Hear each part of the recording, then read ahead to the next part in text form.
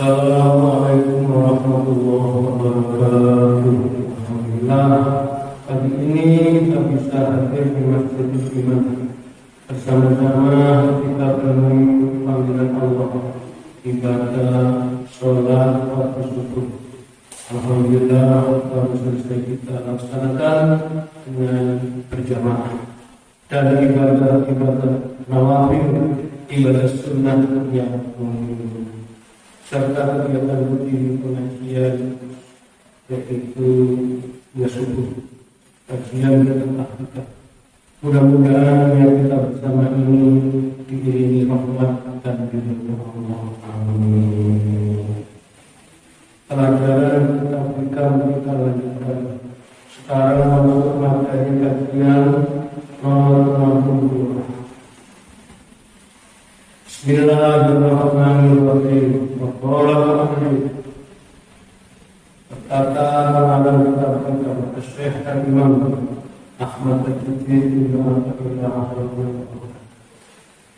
min jahdil muridi al-yusi al-adabah fat-akhar ruku'an anhu fayakun laukan hadha su'adabin lalu al-amdatu wa amjabal imam faqad yuqta'ul mandatu anhu min sulat yasbur walau lam yakun illa amalul masjid faqad yuqamu wa qawman wa huwa la yadri walau lam yakun illa an yubarriyaka aw yubarriyaka wa ma uridu.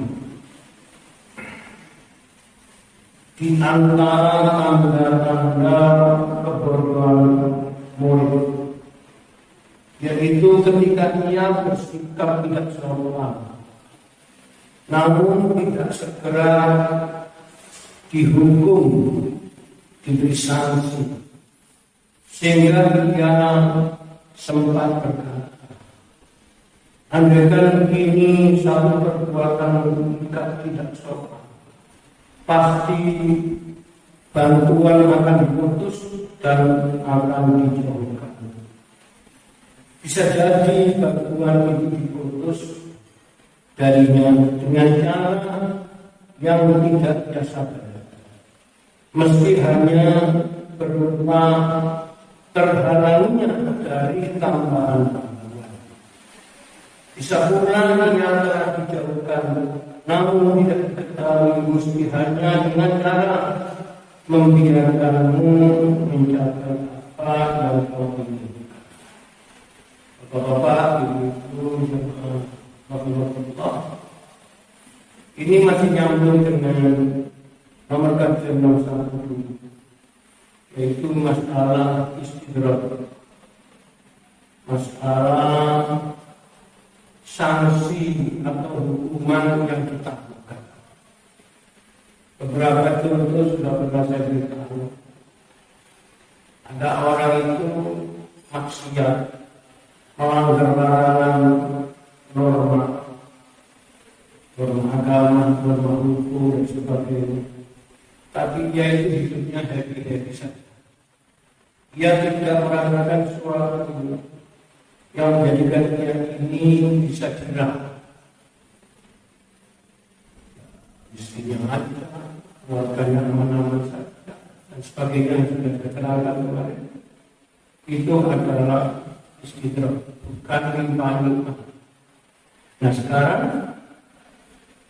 diterangkan dalam kitab-kitab bahwa sanksi atau hukuman yang ditangguhkan, yang tidak langsung, tidak diterima bagi mukminun asli, orang beriman yang sudah kepada Allah, yang pernah menjalankan perintah, senangannya melanggar syariat agama, tetapi ia punya asumsi anggapan kalau memang yang saya lakukan ini adalah yaitu tidak sopan di depan Tuhan, pasti saya akan diberi hukuman atau sanksi oleh Tuhan, oleh Allah. Tapi anggapan demikian ini disindir di dalam yaitu Allah punya cara menghentikan yang namanya karunia. Di antaranya yaitu tidak ditambahi kebaikannya, tetap saja. Banyak contoh itu. Ngaji rutin tapi ilmu tidak tambah. Ibadahnya istiqomah, tetapi tidak ada perasaan nikmat di dalam ibadah.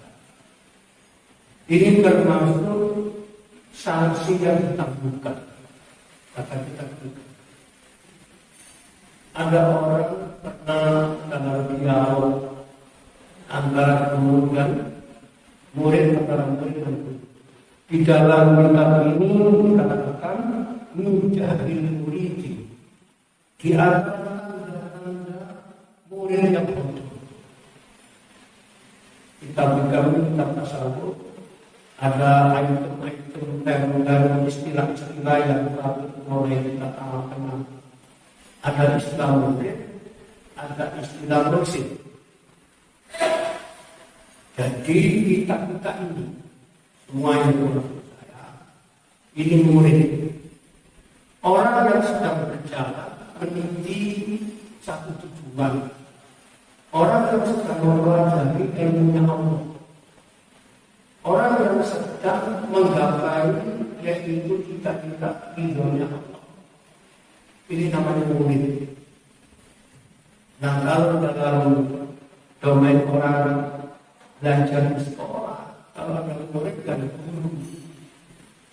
Nah, dalam hal masalah guru di dalam yaitu olah hati,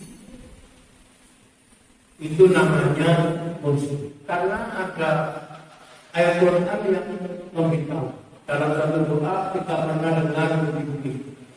Rabbana atina min ladunka rahmatan wa hayyi lana min amrina rasyada.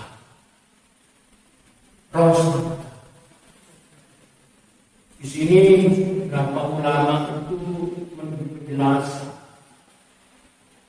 apa bedanya amrina dengan rasyada. Kalau saya jangan cerita-cerita tentang panjenengan, lalu panjenengan tidak dengar itu mengutak. Di dalam kita bukan keterangan menurut. Panjenengan bisa menyebut pengajarnya ini alim, tapi belum tentu rasyid. Nah, kalau di dalam perjalanan spiritual, yaitu perjalanan rohani, orang yang bisa membeli batin itu namanya batin. Nah, di dalam salah satu komunitas sufi dalam Al-Tariqah namanya mursyid. Apa penting itu? Saya jadi ingat membaca buku autobiografinya Buya Hamka. Buya Hamka itu orang yang bisa menyusun kitab tafsir Al-Asqar. Di usia tuanya, dia ini mencari pribadi yang membimbing hatinya untuk bisa selalu usul kepada Allah. Yang saya ketahui dalam autobiografinya itu, termasuk batinnya Buya Hamka itu adalah Kiai Haji Tajul Arifin yang lebih populer disebut Abah-Am, yaitu pondok pesantren salah satu di antaranya hadiah apa, yaitu rehabilitasi anak korban narkoba. Di Surabaya ada rumah hampir berantara namanya yaitu rumah Inama. Itu tempat untuk merehabilitasi anak korban narkotik atau narkoba. Saya pernah di Taman Orang Kalimantan, rumahnya di KPK. Ya, untuknya itu silaturahmi dan dukungan bersama. Anaknya kuliah di Surabaya. Saya tidak menyebut nama kampus. Tujuan lain dari Kalimantan ke Surabaya untuk mencari ilmu kuliah. Jauh dari orang tua. Orang tuanya di Kalimantan. Pada ujung akhirnya cita-citanya kandas, tidak berhasil karena dia tergoda dengan kenikmatan sesama menjadi kehancuran di masa depan, yaitu narkoba. Akhirnya dibawa ke rumah Inaba di Semarang, direhabilitasi. Biaya selain dari untuk mengembalikan sama agar kembali normal itu sampai dengan rumah tangga, mobil habis. Mengembalikan anak yang asalnya normal lalu menjadi korban narkoba diobatkan di negara. Nah, pusatnya itu di Surabaya, Tasikmalaya, Jawa Barat, yaitu Kiai Haji Abdul Alim bin Abbas. Itu gurunya Buya Hamka. Jadi sampai dari bawah Buya Hamka itu guru. Yang dimaksud guru sini adalah mursyid guru batin. Saya punya pengalaman pribadi, tapi tidak apa-apa saya sebut. Kita pernah dengar namanya Bapak Jenderal Trisutrisno. Pernah dengar ini? Mantan Kepala Staf Angkatan Darat dan pernah menjadi wakil presiden. Itu gurunya dan guru saya sama di Mojokerto. Seorang guru batin yang membimbing yaitu rohani. Saya tahunya kenapa? Karena di rumahnya sang guru yang rumahnya itu ada di lerengnya sungai. Bisakah orang nggak pernah membayangkan kalau itu adalah sang pencerah, orang yang bisa membimbing batin. Di situ ada fotonya Pak Menteri. Saya tanya kepada sang kiai, ini sini ya. Waktu ini jangan foto menjadi aku. Ada dia adalah orang tua di Indonesia. Itu foto di BNP. Meskipun jenderal. Banyak orang-orang itu ketika istirahat hidup, yaitu hidup ini hampa. Bahasa agak sedikit ekstrim itu kering, butuh siraman hati yang membuat semangat hidup itu tetap muncul. Ibadah itu tetap optimis. Karena itu di dalam kitab dikatakan menjadi murid. Di antara tanda-tanda kebodohan murid, yaitu al-musi'a al-adaba fata'lu al-qubah, yaitu ketika ia bersikap tidak sopan.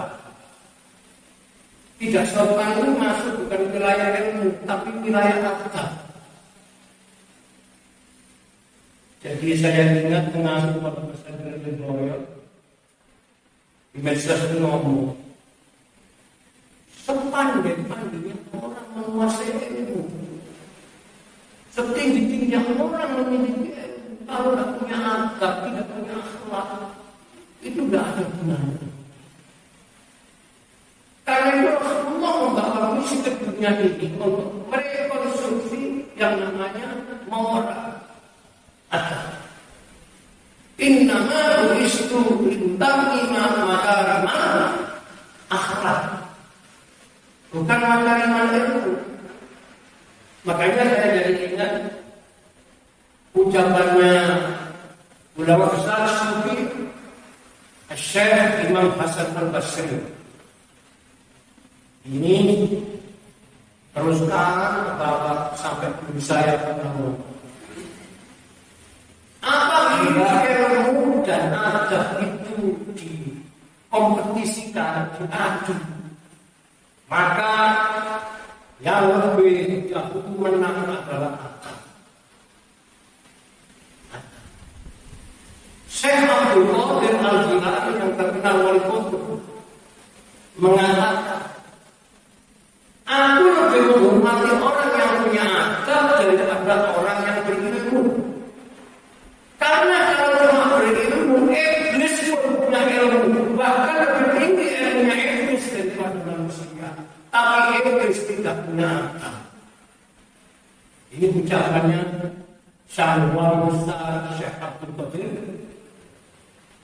Karena itulah saya katakan bahwasanya adab itu letaknya di depan.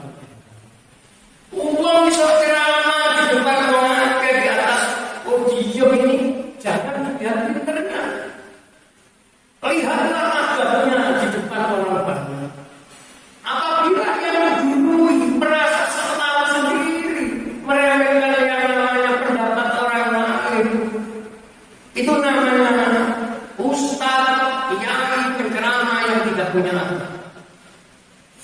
Makanya di dalam syarah kita dikatakan setidaknya kita ini kalau jadi murid harus mengenal adab. Pertama, adab kepada Allah. Kedua, adab kepada guru. Ketiga, adab kepada sesama manusia. Keempat, adab kepada dirinya sendiri. Nah, untuk tahunya bagaimana orang yang ngaji ini akan tahu. Mari di dalam masalah kita dikatakan bersikap tidak sopan bisa terjadi terhadap Allah, terjadi terhadap yaitu guru, terhadap sesama manusia, bahkan juga terhadap diri sendiri. Di antara contoh bersikap tidak sopan kepada Allah adalah melanggar perintahnya Allah. Jadi ada orang diperintah A malah mengerjakan B, ini kegiatan. Dilarang untuk melakukan A malah apa yang dilarang bicara. Karena itu orang yang beradab dibungkus namanya orang bertakwa, ingkisar al-awir wajibinabun nawahi. Orang yang senantiasa yaitu taat kepada Allah, taat perintahnya, dan taat mau meninggalkan larangan Allah. Sedikit menambah wawasan Bapak, Ibu-ibu jamaah. Manusia bisa usulnya menghadapnya kepada Allah. Itu ada 3 tingkatan. Tingkatan pertama disebut al-ibadah bita'atillah. Ibadah dilandasi semata-mata taat kepada Allah. Jadi rumusnya nurut. Atiullah wa atiur rasul la'allakum tuflihun. La'allakum turhamun. Kalau kita ingin hidup di rahmat Allah, ingin hidup ini memperoleh yang namanya yaitu keberhasilan segala urusan, maka taatilah Allah, taatilah Rasulullah. Yang kedua, agar orang itu menuju Allah makanya tidak sekedar taat, tapi al-ibadah lipasyatiha. Ibadah dilandasi takut dengan ancaman siksanya Allah. Kalau kita itu melanggar, lalu berdosa, dosa ini berakibat kita nanti akan ketemu namanya azab, siksa Allah. Lalu orangnya menjadi hati-hati, hidupnya waspada, jangan sampai tergelincir melanggar syariat agama. Yang nomor 3 ini dalam kitab kita banyak diuraikan. Al-ibadah itu billah. Ibadah semata-mata dilandasi cinta kepada Allah. Tidak dilandasi dengan takut, tidak hanya takut, tapi cinta. Nah kalau cinta, hukumnya berlaku rasa. Ada orang yang itu menanamkan kajian subuh itu hatinya nikmat. Karena nikmat tidak ada rasa, sekian jam perasaannya masih sedikit. Karena untuk berlakunya rasa. Dan rasa itu titipan Allah, sebagai harus dilarang. Ya Allah, caranya dilarang Nah kita itu banyak mengolah perasaan. Jangan sampai perasaan kita ini selalu dikabui. Apalagi perasaan negatif kepada Allah. Yang namanya perasaan negatif kepada Allah itu satu di antara contoh menolak ketetapan Allah. Takdir Allah itu dilarang. Hidup menjadi susah. Makanya kita ada rumus mengalir dalam takdir. Jangan saja hidup itu. Karena hidup ini ada yang ngatur, yang maha hidup. Kalau orang melawan namanya yang ketetapan Allah pasti bermasalah. Dan tidak akan pernah berhasil. Yang ada satu sedih dan kecewa. Karena itulah asupan batin hari ini menggambarkan yaitu hati kita ini sehat. Sekarang kita lanjutkan dengan satu. Selain itu melanggar perintahnya Allah, menaati aturan selain aturannya Allah, meremehkan aturan Allah. Ini sekarang muncul ini. Nah, menurut ini yang pengeran tak bebas. Ada banyak dipanggil atasan pekerjaan, wah ketakutan gak karuan. Dipanggil Gusti Allah jelek. Contohnya kan diancam akan di-PHK, dikeluarkan dari pekerjaan kowe. Padahal rezeki itu yang memberi bukan manusia. Rezeki yang memberi Allah. Dia tidak yakin bahwa rezeki itu yang memberi Allah. Orang dunia ini tidak sopan dengan Allah. Dari keyakinan kita mulai dirusak. Barang itu kegagalan dalam satu sisi ternyata Allah sudah mempersiapkan di tempat lain sukses.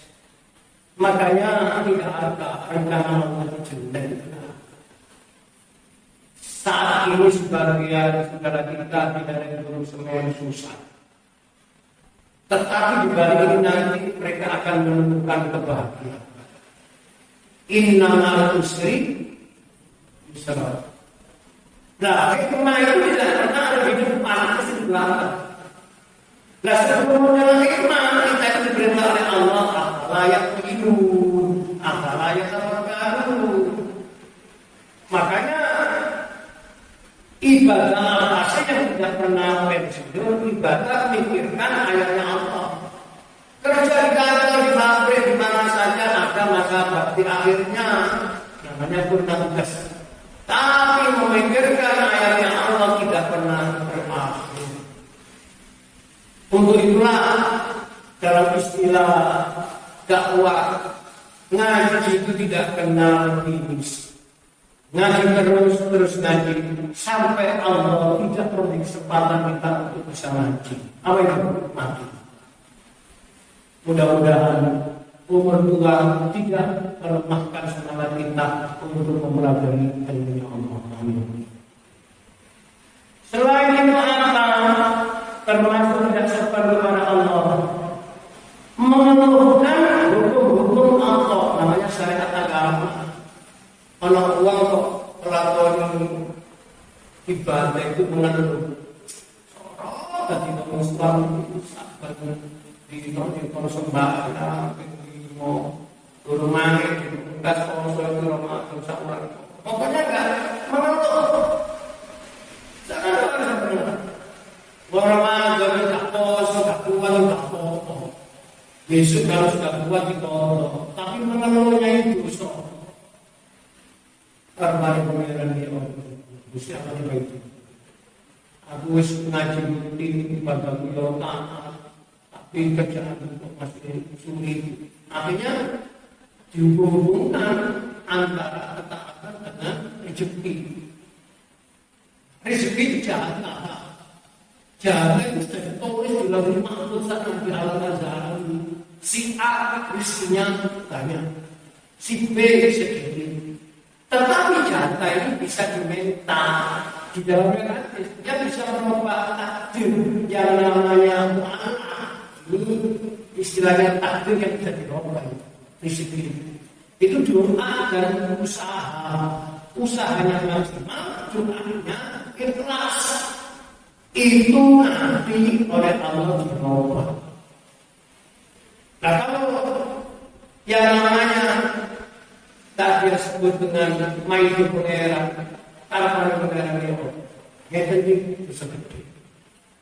Untuk itulah hati-hati tindakan.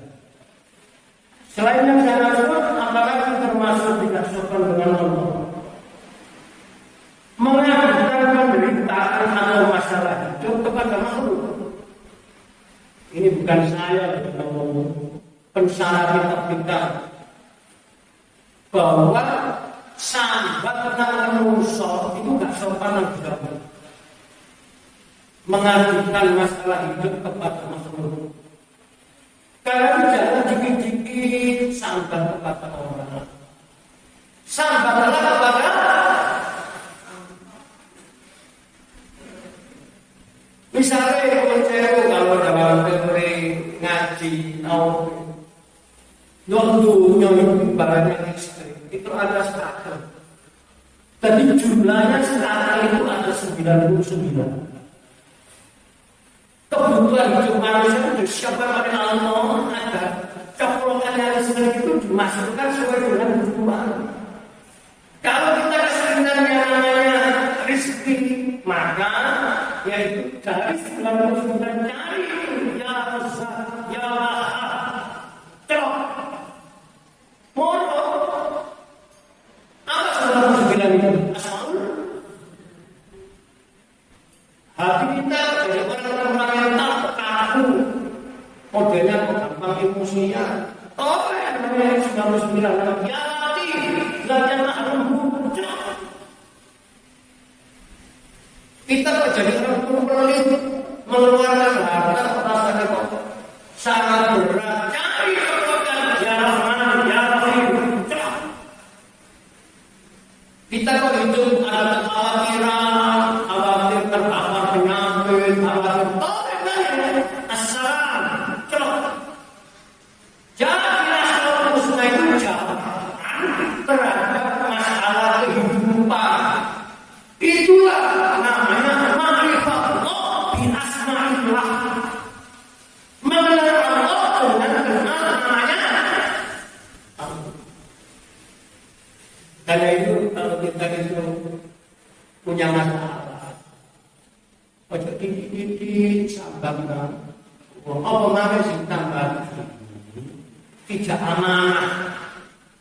Aku turun loh, kalau sampai begitu ngomong dari dewa ini kata nanti baik itu dulu. Jadi apa yang paling sulit menjaga anak? Karena itu kalau kita ada masalah problematik ya kepada yang bisa menyelesaikan itu. Orang ini wama yang takillah ya Allahu makroja. Kualitas takut kita. Kalau kita sholat tingkatnya kok masih namanya menggugurkan kewajiban, maka untuk mencapai makhluk yang namanya merubah nasib sulit.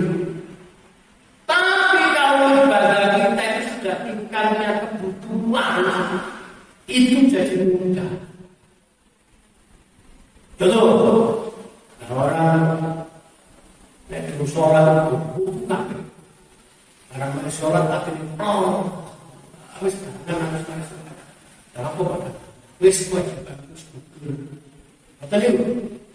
Dia ini sholat semata-mata menggugurkan, tapi ini loh, tapi nanti kalau berjalan kayak ada sholat ini kan waktunya dibangun Allah. Melaksanakan perintahnya Allah sebagai kebutuhan rohani saya. Ibadah itu kebutuhan rohani. Ini yang mengundang rahmat Allah datang dengan mudah. Merasa butuh dengan ibadah. Karena dianggap dekat. Hari itu saya melihat suatu di masjid mungkin pesertanya itu saya kira orang tanpa salah.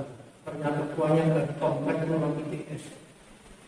Saya tadi bilang, ini sinyal itu yang minimal. Ini kata dosen-dosen ITS yang memang sama semua. Dia tersenggol yang kritik dosen ITS. Lumayan tertarik terhadap dengan itu direkam pun mereka mendengarkan akhirnya itu langsung. Itu artinya jarak teritorial jauh tidak menjadi dekat karena merasa sebagai kedua. Dekat tidak datang karena menganggap bukan kebutuhan.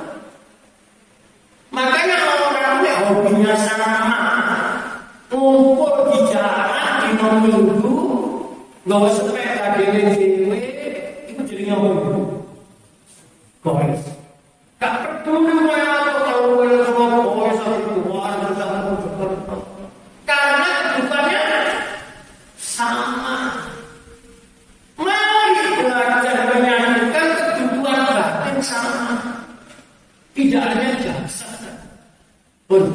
Nah sekarang yang kedua, bersikap sopan kepada guru, karena kita ini tahu punya guru.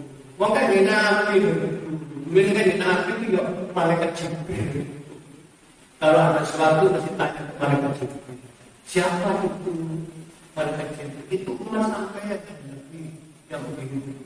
Istilah hadis Israel itu banyak perjalanan yang kita lakukan ketika yaitu Nabi ingin tanya Jibril ya, yang istilah sekarang ini guru.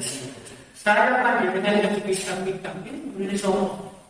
Yang pengarang kita Syekh Ahmad Tajuddin bin Abdullah. Beliau ini punya guru, namanya Syekh Mursi. Punya guru. Makanya saya juga kalau ada sholat tahajud, saya merasa biar nggak ngerti Allah. Malah jadi semua orang ngaji itu mesti jasanya guru. Jadi dia kalau pakai ada. Nah karena teman-teman jangan ini akhirnya mulai ada. Mari nyebut nama. Terus summa ila hadrati guru. Gurunya guru. Yang sangat sampai Nabi Muhammad Rasulullah sallallahu alaihi wasallam. Tapi jangan tahu saya tidak tahu. Saya punya amalan rutin membaca Fatihah yaitu 100 kali setiap hari. Itu dari guru saya, namanya Kiai Abdul Hamid bin Abdullah bin Umar Rasulullah. Dari Kiai Hamid Jasuli Gusmi Kediri. Beliau ini dari punya Gusmi itu punya guru namanya Kiai Muhammad Basirudin Bandar itu. Bang Mungkin punya guru kan harus betul-betul kita sebut dengan begitu Allah. Dari waktu orang tua itu dipisahkan dengan yang lain karena orang tua itu semestinya. Makanya saya beberapa ceramah ini saya cerita bina rumah tangga sakinah. Konsepnya orang hidup sukses itu pakai tinggi di kanan saya hubungkan dengan pesan-pesan tersirat dalam hadis. Yaitu konsep namanya bottom up dan top down. Nomor bottom up ke atas, top down ke atas. Nek kepingin orang merancang urusan atau jenenge balak musibah, maka pertama sadarlah bahwa kita ini bisa begini karena jasanya orang. Bapak ibu kita mungkin belum pernah berdoa, ya Allah, anak keturunan saya, berikanlah rahmat, angkatlah derajatnya, ya Allah, mudahkanlah urusannya, cukupilah rezekinya, jadikan anaknya menjadi mulia di dunia, mulia di akhirat. Ini tujuan Allah, ini namanya tokoh. Dari Allah berkurang. Ini rumus satu. Kedua, bagaimana? Rabbi firli wa li walidayya warhamhuma kama rabbayani. Ini kenapa? Ya Allah, berilah dosa orang tua saya dan sayanglah mereka seperti mereka menyayangi aku di waktu ini anak dengan orang tua. Ini kalau dalam hubungan dan komunikasi, orang tua dengan anak itu namanya menyayangi. Kalau anak dengan orang tua itu namanya berbakti. Menyayangi dan berbakti cari titik temu. Nah, titik temunya itu namanya ridho ilahi. Dan dalam ridho ilahi itu lahirlah namanya berkah ilahi. Barokah dari monggo awak dhewe misalnya ayo aku jadi akhirnya sembarang mengenai jangan masalah ini kok selesai. Mari kita perbaiki yaitu hubungan kita dengan orang tua kita. Nah, kalau orang tua kita ini masih ada, ya kita senangkan hatinya. Kalau ini gak ada jamaah kalau dia darah aktif, ibunya itu senangnya dengan kuliah subuh masjid rahmat. Bangun. Nah, radio ini kesuai. Kan di dalam radio jasmani. Dan kalau dari anak itu praktisinya aku kuliah subuh masjid rahmat itu. Terus bapak anak itu jangan itu kan sama Allah. Itu kurang itu ngomong sebenarnya. Mungkin orang tapi rasa sekali. Ini loh Pak, sama dengan urusan warga. Ojo kredit semuanya, kok aku dari sabar bayaran, kok aku aku ini ciri setan, menunda bayarkan. Terus nanti Pak Nek perlu radio satu boleh kumpul. Sampai kalau kata ngomong yang mengatakan mau itu buta lalang saya sampai kan ibu sampai itu anak-anaknya kan gak bodoh lalu Gusti anak keluarga dengan Allah Gusti dengan hari rahmat sampai dulu ibu kita tahajud isolasi tambuskan. Makanya jangan pernah bosan mendoakan. Dan sekarang kepada ini penting, insya Allah nanti penemuan datang kita tanam suka jemaat. Di antara yang tidak sopan kepada Tuhan adalah membanggakan dan tidak mau menerima nasihat dan saran itu. Sampai ada orang ahli ilmu mengatakan membanggakan kepada Tuhan itu tidak bisa ditobati. Saya ini pernah ketika saya masih Ramadan dulu pernah tidak ngomong budi pada saya ketika itu cuma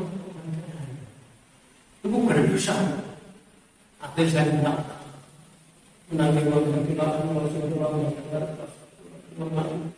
tidak kapan jadi yang sih awal itu terus ini kalau tahu kalau suatu sikap yang aku kurang cocok, tapi aku tak kepingin reaksi tambah benar-benar aku sadar, ternyata sadar. Jadi diamnya itu bisa menjadi hukuman bagi murid. Kami anak di Mongol itu bagi ambil, apa mengenai tak jadi tak ngomong ada masalah ini. Coba Islam, tak perlu ngurus nyalakan Allah, jadi kita kira salah. Tak perlu menunggu lebaran sesuai, senang-senang. Mohon maaf Pak, Bu, apabila sikap ucapan saya pernah menyinggung orang tua, itu wawal jadi solid di anak. Termasuk di antara yaitu tidak sopan kepada guru. Dikatakan dalam salah satu barang siapa yang berkata kepada gurunya mengapa, dia tidak akan pernah beruntung dalam urusan itu. Berarti kira mana